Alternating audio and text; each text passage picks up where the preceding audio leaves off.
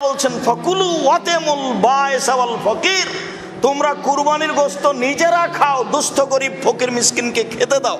এটা আল্লাহর আদেশ। কুরবানির সাথে আকিকার কোনো সম্পর্ক নেই। আকিকা 7 দিনের দিনই দিতে হবে। 7 দিনের আগে বাচ্চা মারা গেলে আকিকা চলে না, 7 দিনের পরে আকিকা চলে না, এ কথাই ঠিক। 14 দিনে আকিকা চলে মর্মে হাদিস জয়ীফ, 21 দিনে চলে মর্মে হাদিস জয়ীফ, জীবনে কোনো একদিন চলে মর্মে হাদিস জয়ীফ। এসব হাদিস আমলযোগ্য নয়। গোশত দিতে বাধ্য। আশেপাশে যদি গরিব মানুষ না থাকে আর যদি না দেয়, তাহলে এ গুনাহগার হবে, এ আল্লাহর আদেশকে মানেনি, এ কৃপণ, সে ক্ষতিগ্রস্ত হবে। আর আকিকার গোশত ব্যক্তিগত গোশত, সে খাবে কি দিবে সেটা তার ব্যাপার। আকিকা করে নেকি হয় না, আকিকা করে বাপের জিম্মেদারি নামে। আর কুরবানি হচ্ছে নেকির কাজ। কুরবানি অনেক বড় নেকির কাজ। যেসব মাধ্যম দিয়ে আল্লাহকে খুব বেশি সন্তুষ্ট করা যায়, তার একটা বড় মাধ্যম হচ্ছে কুরবানি। কেউ যদি কুরবানির চন্দ্র দেখে, তাহলে সে নখ চুল কাটতে পাবে না, এটা আল্লাহ রাসূলের আদেশ। যারা কুরবানি করবে তাদের উপরে এই আদেশ, এ কথাই ঠিক।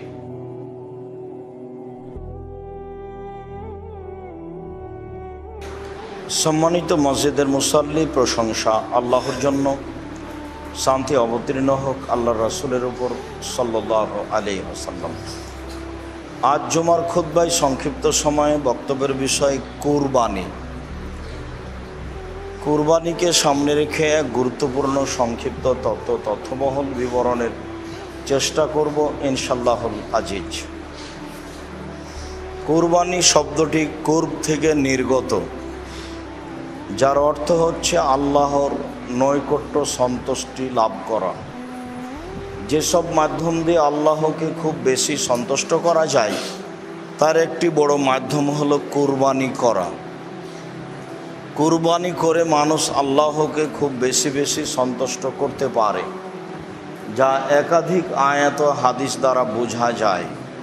কুরবানি আজ থেকে প্রায় ৫,৫০০ বছর পূর্বে ইরাকের ব্যাবিলন শহরের উর নামক গ্রামে ইব্রাহিম আলাইহিস সালাম জন্মগ্রহণ করেন। তিনি যে কুরবানি করেছিলেন, সেই কুরবানি আমাদের কুরবানি। যদিও কুরবানি আদম আলাইহিস সালাম থেকেই চালু রয়েছে। আদম আলাইহিস সালামের এক ছেলে এক মেয়ে একসাথে জন্ম নিত। আগের ছেলে পরের মেয়ে, পরের ছেলে আগের মেয়ে, এভাবে তিনি বিবাহ দিতেন। কাবিলের সাথে জন্ম নিয়েছিল ইকলিমা, আর হাবিলের সাথে জন্ম নিয়েছিল লিওয়াজা। ইকলিমা দেখতে বেশি সুন্দরী ছিল লিওয়াজার চেয়ে। সময় আসলে আদম আলাইহিস সালাম তার নীতি অনুযায়ী বিবাহের প্রস্তাব পেশ করেন। তাতে কাবিল প্রস্তাব প্রত্যাখ্যান করে। কাবিল বলে, আমার সাথে যে মেয়ে জন্ম নিয়েছে আমি তাকে বিবাহ করব। পরিস্থিতি দেখে আদম আলাইহিস সালাম বললেন, তাহলে তোমরা দুইজন আল্লাহর দরবারে কুরবানি পেশ করো। যার কুরবানি কবুল হবে সেই ইকলিমাকে বিবাহ করবে। সেই সময়ের কুরবানি কবুলের পদ্ধতি ছিল আকাশ থেকে আগুন এসে জ্বলে যাবে। যদি আকাশ থেকে আগুন এসে জ্বলে যায়, তাহলে বুঝতে হবে কুরবানি কবুল হয়েছে। আর যদি না জ্বলে, তাহলে বুঝতে হবে কুরবানি কবুল হয়নি। অবশ্য বিষয়টি এখন থাকলে মানুষ তার সত্য মিথ্যা, হালাল হারাম বুঝতে পারত। আল্লাহ তাআলা দয়া করে মানুষকে কুরবানির গোশত খাওয়ার সুযোগ দিয়েছেন। মর্মেই হতো মানুষ অবৈধ পয়সা দিয়ে ভুল পদ্ধতিতে কুরবানি করা প্রয়োজন মনে করছে। যেহেতু কাবিল জমি চাষ করত, মর্মে কিছু গম আল্লাহর দরবারে কুরবানি হিসাবে পেশ করলো। হাবিল ছাগল, মেষ, ভেড়া লালন পালন করত, মর্মে একটি দুম্বা আল্লাহর দরবারে কুরবানি হিসেবে পেশ করলো। আকাশ থেকে আগুন এসে দুম্বা জ্বলে গেল, গমগুলি থেকে গেল। এতে কাবিলের ক্ষোভ বেশি হয়ে গেল। কাবিল মনে করলো, হাবিলের কারণে আমি সমাজে অপমান হচ্ছি। তাই ভাবলো যে হাবিলকে হত্যা করতে হবে। মর্মে কাবিল সিদ্ধান্ত নিল। এই কথা আল্লাহ তাআলা সূরা মায়েদায় উল্লেখ করেছেন। আল্লাহ তাআলা বলেন, ঈদ কাররাবা কুরবানান ফাতুকুব্বিলা মিন আহাদিহিমা ওয়ালাম ইতাকাব্বাল মিনাল আখার, যখন তাদের দুই ভাইয়ের পক্ষ থেকে কুরবানি পেশ করা হয়েছিল, দুইজনের একজনের কুরবানি কবুল হয়েছিল, অপরজনের কুরবানি কবুল হয়নি। যার কুরবানি কবুল হয়নি সে বলেছিল আমি তোমাকে হত্যা করব। তখন হাবিল বলেছিল তুমি হত্যা করো, আমি তোমাকে হত্যা করব না, তোমার উপরে আমি হাত উঠাবো না। যেহেতু সমাজে বদনাম ছড়িয়ে গেল, কাবিল ভালো মানুষ নয়, তাই তার কুরবানি কবুল হয়নি। সে লজ্জা ঢাকতে গিয়ে এক পর্যায়ে সে হাবিলকে হত্যা করলো। আসলে বিবাহ করতে পারেনি, সেই কারণে হাবিলকে হত্যা করেছে, ইতিহাস ঠিক নয়। বরং কুরবানি কবুল হলো না, তার মর্মে লজ্জা ঢাকতে গিয়ে কাবিল হাবিলকে হত্যা করেছে, এ কথাই ঠিক।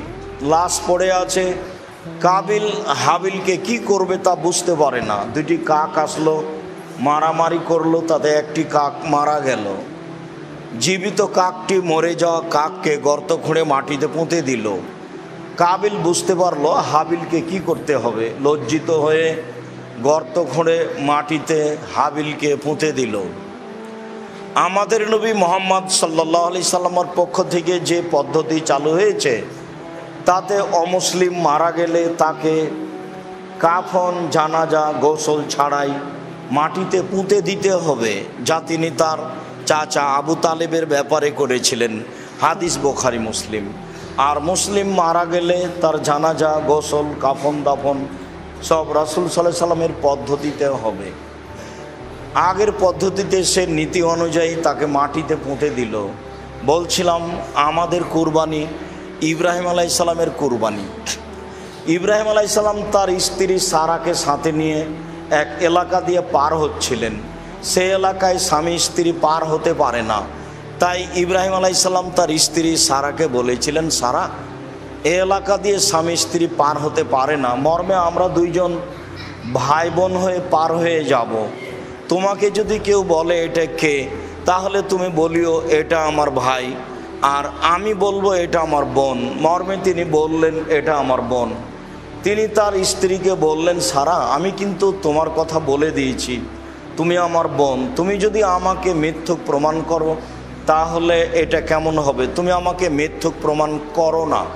এরপরেও তিনি বললেন, মনে রেখো সারা, মাটির উপরে মাত্র দুইজন মুসলমান, আমি আর তুমি, এছাড়া আর কোনো মমিন মুসলমান নেই। এই হিসাবে আমরা দুইজন ভাই বোনও বটে।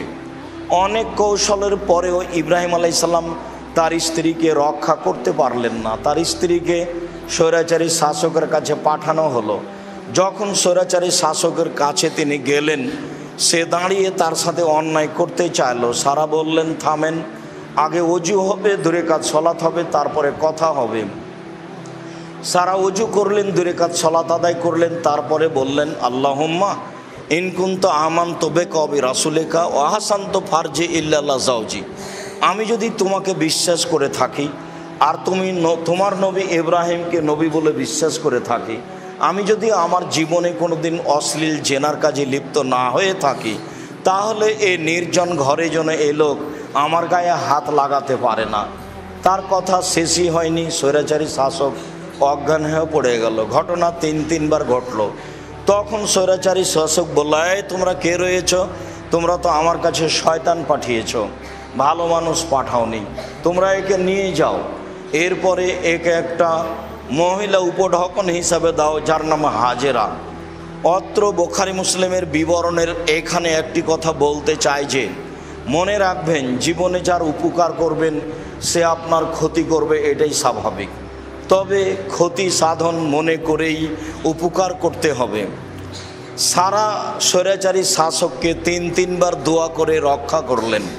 সে আসলে এখন ধ্বংস হয়ে যাবে, কিন্তু সারা বলছিলেন, আল্লাহ তুমি একে বাঁচিয়ে দাও, এ যদি এখানে মারা যায় তাহলে আমি আর আমার স্বামী আমরা দুইজন আটকা পড়ব।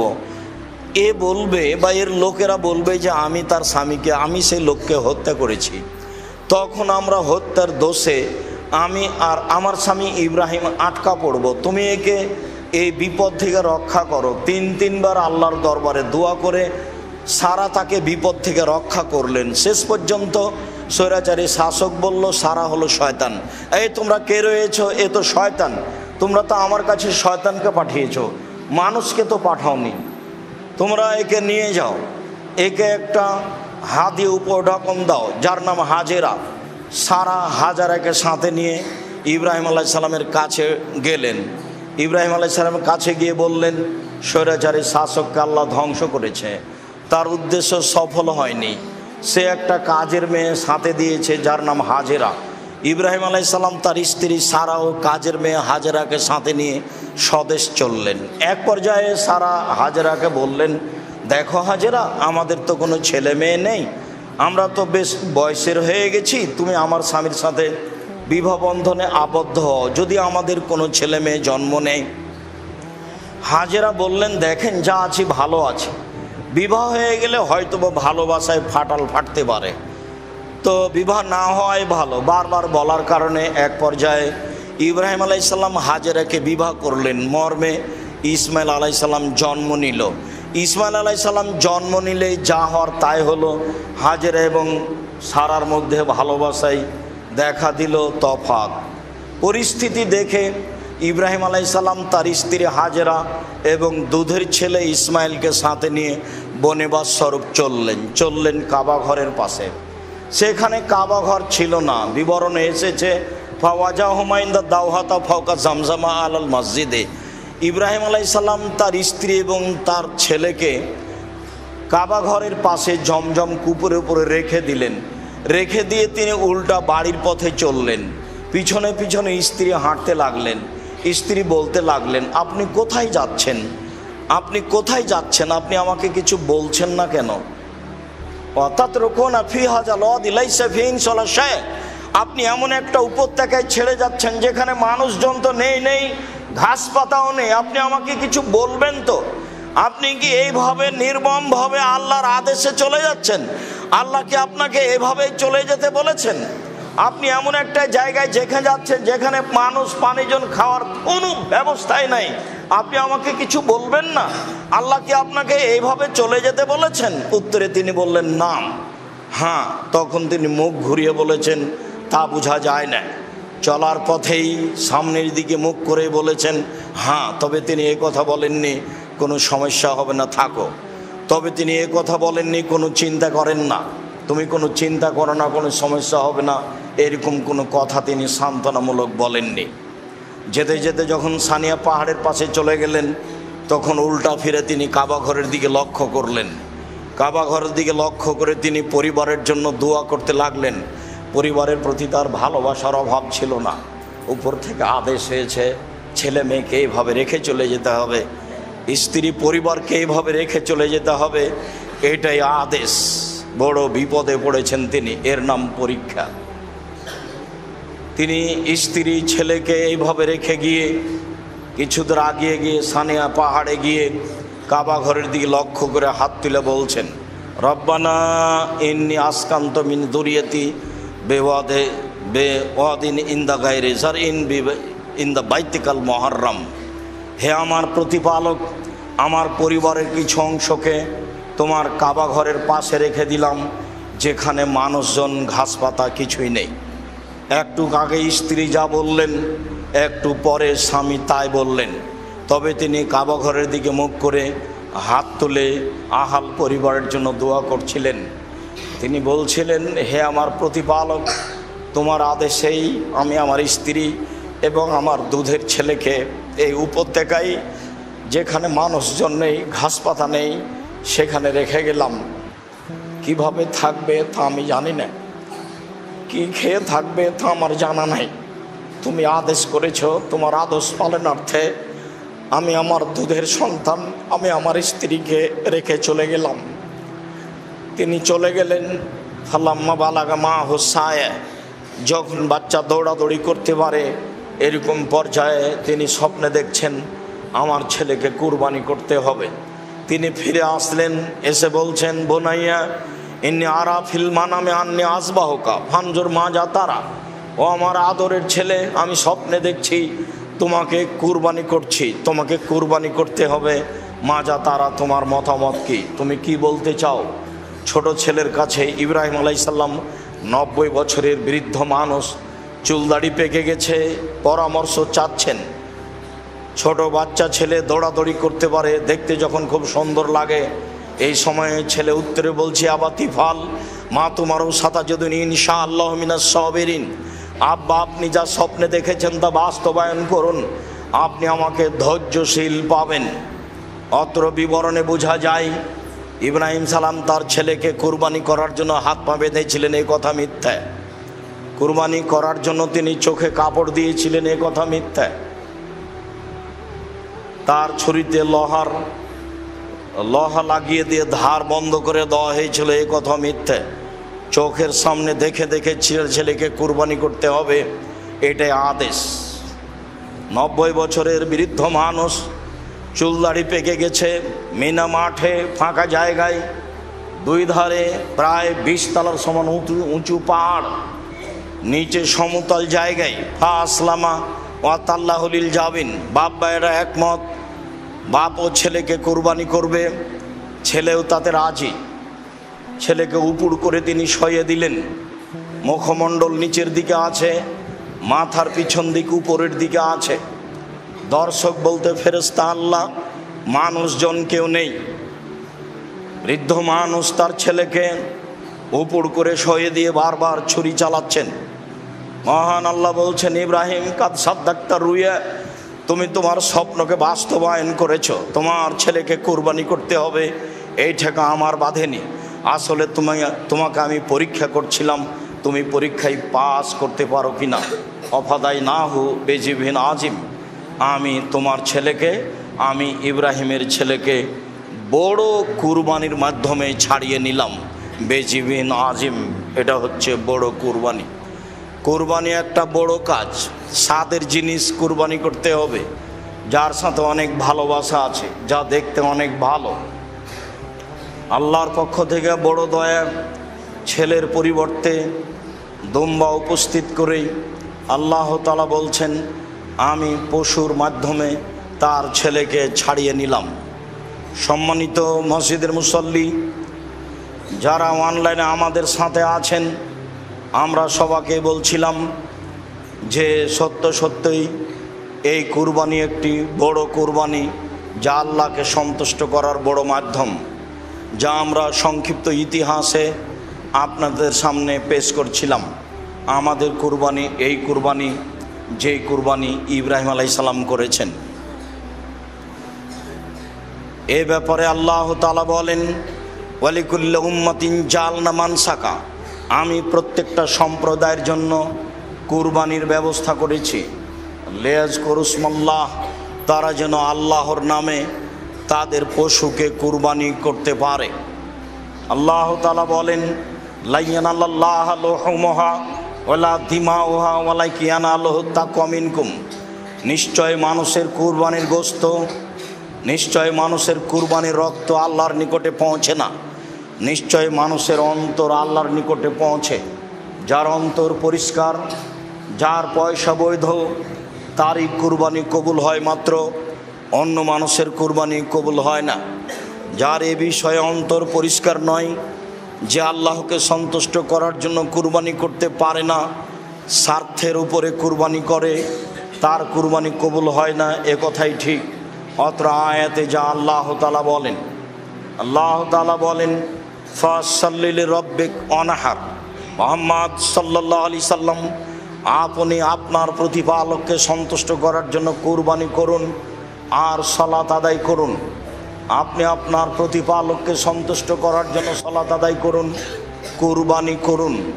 অবশ্যই কুরবানি আল্লাহকে সন্তুষ্ট করার জন্য একটি বড় মাধ্যম, যা কোরআন এবং হাদিস দ্বারা প্রমাণিত হয়। আবু হুরায়রা রাদিয়াল্লাহু তাআলা আনহু বলেন, রাসূল সাল্লাল্লাহু আলাইহি ওয়াসাল্লাম বলেছেন, মান কানা লাহু সাআতুন ওয়া লাম ইয়াহি ফালা ইয়াকরাবান্না মুসাল্লানা, যার অর্থ সম্পদ রয়েছে, সে যদি কুরবানি না করে তাহলে সে যেন আমার ঈদের মাঠে না আসে। বিবরণে মনে হচ্ছে কুরবানি জরুরি। আসলে কুরবানি জরুরি নয়, কুরবানি ফরজ নয়, কুরবানি একটি নেকির মাধ্যম। যার কারণেই আবু বকর সিদ্দিক এবং ওমর রাদিয়াল্লাহু তাআলা আনহু লা ইজাহিয়ানে আন আহলিহিমা মাখাফাতান আন ইয়ারা যালিকা ওয়াজিবান, মানুষ যেন এটাকে জরুরি ফরজ না মনে করে, এই কারণেই আবু বকর সিদ্দিক, ওমর রাদিয়াল্লাহু তাআলা আনহুম তারা মাঝে মধ্যেই তাদের পরিবারের পক্ষ থেকে কুরবানি করতেন না। অবশ্যই কুরবানি আল্লাহকে সন্তুষ্ট করার মাধ্যম, অবশ্যই কুরবানি একটি বড় ইবাদত, অবশ্যই স্বাদের জিনিস কুরবানি করতে হবে, এ কথাই ঠিক। কুরবানির ব্যাপারে একাধিক আলোচনা রয়েছে। আনাস রাদিয়াল্লাহু তাআলা আনহু বলেন, যাহা রাসূলুল্লাহ সাল্লাল্লাহু আলাইহি সাল্লাম কাবশাইনে আমলাহাইনে আকরানাইনে যাবাহুমা বিয়াদিহি ওয়া সাম্মা ওয়া কাব্বারা। রাসূল সাল্লাল্লাহু আলাইহি সাল্লাম দুইটি সাদা কালো শিংওয়ালা ভেড়া কুরবানি করলেন। তিনি তা নিজ হাতে করলেন। তিনি আল্লাহু আকবার, বিসমিল্লাহ আল্লাহু আকবার বললেন। বর্ণনাকারী বলেন, রাআইতুহু ওয়াজিআন কাদামু আলা সিফাহিমা, আল্লাহর নবীকে আমি দেখলাম তিনি তার কুরবানির পশুর চোয়ালের উপরে, পাঁজরের উপরে পা রেখে বিসমিল্লাহ আল্লাহু আকবার বলে কুরবানি করলেন। একাধিক সহিহ হাদিসে রয়েছে কুরবানির কথা, একাধিক আয়াতে রয়েছে কুরবানির কথা। অবশ্যই আমরা আল্লাহকে সন্তুষ্ট করার আশায় কুরবানি করব, যাতে করে আমাদের পরকালে সফলতা নেমে আসে। আল্লাহ তুমি আমাদেরকে তোমাকে সন্তুষ্ট করার জন্য কুরবানি করার তৌফিক সুযোগ করে দাও। আল্লাহুম্মা আমিন। আল্লাহুম্মা সাল্লি আলাইহি, আল্লাহুম্মা বারিক আলাইহি।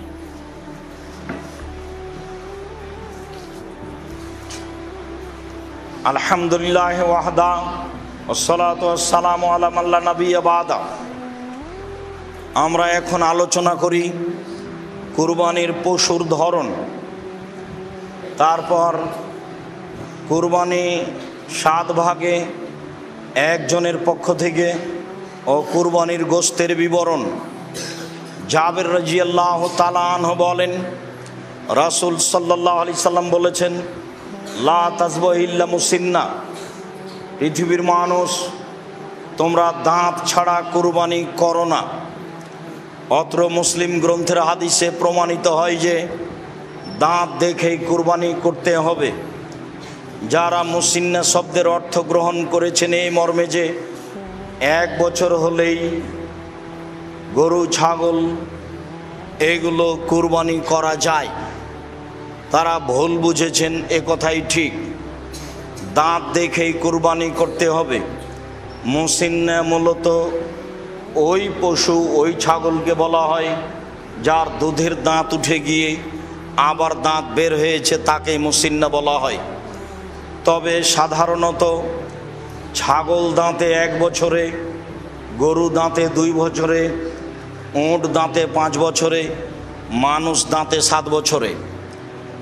বাচ্চার ছেলে মেয়ের 7 বছর হলেই দুধের দাঁত উঠে যায়, নতুন দাঁত আসে, এটা স্বাভাবিক। উট 5 বছর হলেই নতুন দাঁত আসে, দুধেরটা উঠে যায়। গরু 2 বছর হলেই তা ঘটে, আর ছাগল 1 বছর হলেই তা ঘটে। এরপরেও দাঁত দেখেই কুরবানি করতে হবে, এ কথাই ঠিক, আর এটাই হাদিসের অর্থ। এরপরে কুরবানির ধরনে আলী রাদিয়াল্লাহু তাআলা আনহু বলেন, আমারানা রাসূলুল্লাহ সাল্লাল্লাহু আলাইহি সাল্লাম আন নাস্তাসরিফা লানা আল ওজনা, আল্লাহর নবী আমাদেরকে পশু ক্রয়ের সময় আদেশ করেছেন যে আমরা পশুর চোখ কান ভালোভাবে দেখে নিব, যাতে করে তার চোখে কোনো ত্রুটি না থাকে, কানে কোনো ত্রুটি না থাকে, পায়ে কোনো ত্রুটি না থাকে। নিখুঁত প্রাণী কিনব, এ আদেশ আমাদেরকে আল্লাহর নবী করেন। বারা ইবনে আজিব রাদিয়াল্লাহু তাআলা আনহু বলেন, সুইলা রাসূলুল্লাহ সাল্লাল্লাহু আলাইহি সাল্লাম মাজা ইত্তাকানি জাহায়া, আল্লাহর নবী কুরবানি কেমন পশু হতে হবে এই জিজ্ঞাসা আল্লাহ রাসূলকে করা হয়েছিল। ফাকালা আশারা বেয়াদিহি আরবান, তিনি হাতের ইশারা করে হাত দিয়ে দেখালেন কুরবানি কেনার সময় চারটে জিনিস দেখে নিতে হবে। আল আরজাওয়াল বাইগিনো দালোহা, অল আওয়ারওয়াল বাইগিনো আরোহা, অল মারিজাতাল বাইগিনো মারাজোহা, অল আজফাল্লাতি লা তনকা। পশু নেওয়ার সময় দেখে নিতে হবে স্পষ্ট ল্যাংড়া হয় না যেন, স্পষ্ট কানা হয় না যেন, স্পষ্ট রোগা হয় না যেন, গায়ে গোস্ত থাকে যেন, মোটা তাজা হয়, শুখা শুষ্ক গায়ে গোস্ত নাই এমন হয় না যেন। তিনি চারটে জিনিস অত্র হাদিসে দেখার জন্য বললেন। স্পষ্ট কানা, স্পষ্ট খোড়া, স্পষ্ট রোগা এবং গায়ে গোস্ত, এইগুলোর কথা তিনি উল্লেখ করলেন। এখানে আরেকটি কথা উল্লেখ থাকে যে নিখুঁত প্রাণী কুরবানির জন্য কেনার পরে যদি হাত পা ভেঙে যায়, টেরা হয়ে যায়, তাহলে কোনো সমস্যা নেই, এ ব্যাপারেও সহিহ হাদিস রয়েছে। তবে খুদ অলাই গরু যদি কিনা হয় তাহলে তা আবার ফেরত দিতে হবে, ওটা পরিবর্তন করে নতুন কিনতে হবে। কেনার পরে যদি প্রাণী নিখুঁত হয়ে ক্ষতিপূর্ণ হয়ে যায়, তাতে কোনো দোষ ত্রুটি দেখা যায়, তাহলে তাতে কোনো সমস্যা নেই। তবে নিখুঁত যদি কিনতে না পারেন, ক্ষতিপূর্ণ কিনে থাকেন, তাহলে পশু পরিবর্তন করতে হবে, এ কথাই ঠিক। নিখুঁত প্রাণী কুরবানি করতে হবে, এ কথাই ঠিক। সম্মানিত মসজিদের মুসল্লি, এবার আমরা আলোচনা করি কুরবানি একজনের পক্ষ থেকে না, 7 জনের পক্ষ থেকে। জাবের রাদিয়াল্লাহু তাআলা আনহু বলেন, রাসূল সাল্লাল্লাহু আলাইহি সাল্লাম বলেছেন, আল বাকারাতান সাবাতিন অল জাজুরান সাবাতিন, গরু 7 জনের পক্ষ থেকে, উট 7 জনের পক্ষ থেকে। গরু 7 জনের পক্ষ থেকে কুরবানি করা যায়, উটকেও 7 জনের পক্ষ থেকে কুরবানি করা যায়।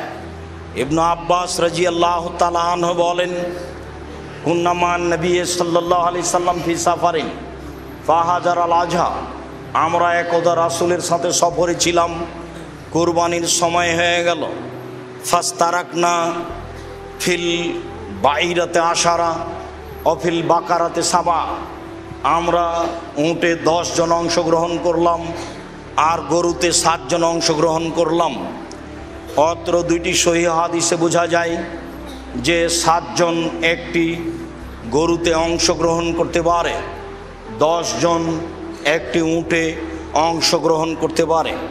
হাদিসগুলি যদিও সফরের সাথে সম্পৃক্ত, তারপরে আমরা সফরের সাথে বিবরণটি স্পষ্ট করতে চাই না, বরং বলতে চাই মানুষ যেখানে হোক না কেন জন হিসাবে 7 জন একটা গরুতে অংশগ্রহণ করতে পারে, জন হিসাবে 10 জন একটি উটে অংশগ্রহণ করতে পারে, এ কথাই ঠিক।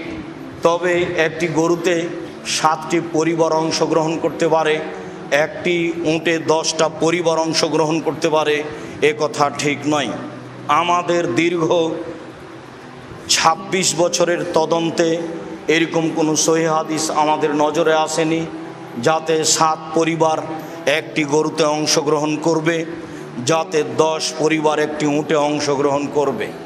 এছাড়াও আহলে হাদিসের একজন বড় পণ্ডিত মানুষ মাওলানা আব্দুল্লাহিল কাফিয়াল কোরাইশি তার ফতোয়া মাসাইল বইয়ে আজ থেকে প্রায় 50 থেকে 60 বছর আগে উল্লেখ করেছেন এই মর্মে যে আমি আব্দুল্লাহিল কাফিয়াল কোরাইশি, একটি গরুতে 7 পরিবার অংশগ্রহণ করবে, একটি উটে 10 জন 10 পরিবার অংশগ্রহণ করবে, এমন হাদিস আমি অবগত হতে পারিনি।